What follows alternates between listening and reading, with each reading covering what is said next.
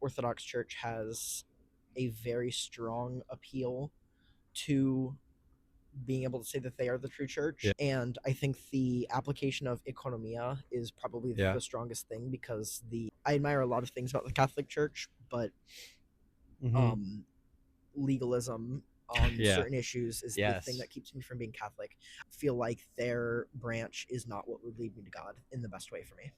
Yeah, I understand. We've talked to a lot of Catholics in the past, especially at UNC Charlotte. We went and we talked to a lot of Catholics there. A lot of confusion, a lot of very things that are left up to subjectivity, like especially the Vatican II document. Well, didn't it loosen the no salvation outside of the church idea? Yes. Which already isn't that, I mean, for Orthodoxy, it's not as set in stone as I believe Father Seraphim Rose. You're familiar with Father Seraphim Yes, Rose. Everybody's absolutely. still familiar with Father Yes. Seraphim Rose. Um, said that it's not up to us.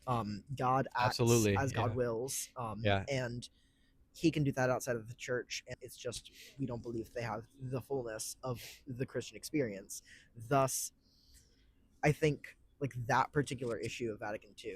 When it comes to Christianity, what is Christianity? If we define it as two terms, there's general Christianity where like, oh, everybody, if you believe in Christ and he's God, then you're a Christian, Me But on then a on that issue, I'd say like my bare minimum is Nicaea, like affirming the Nicene Creed, which most Christians can do. And if you do that, this is well, personal. I don't It's know. not We my can say, definition, but I think Nicaea is the mhm. bare minimum because it affirms the Yeah. Trinity, and that is the biggest issue. Then there's historical Christianity. It's like, okay, now let's look into the context and history. What is actually a Christian being defined? Mhm. We would say that's Eastern Orthodoxy alone. As for councils, you say Nicaea is the bare minimum, stuff like that. And a lot of these people confess, oh, I'm a Nicene Christian, blah, blah, blah. But we need to look at Nicaea as a whole. Nicaea does not affirm what these people are believing and stuff like that. You can say, oh, I believe in the Nicene Creed, but what is the meaning behind the Nicene Creed and stuff like that?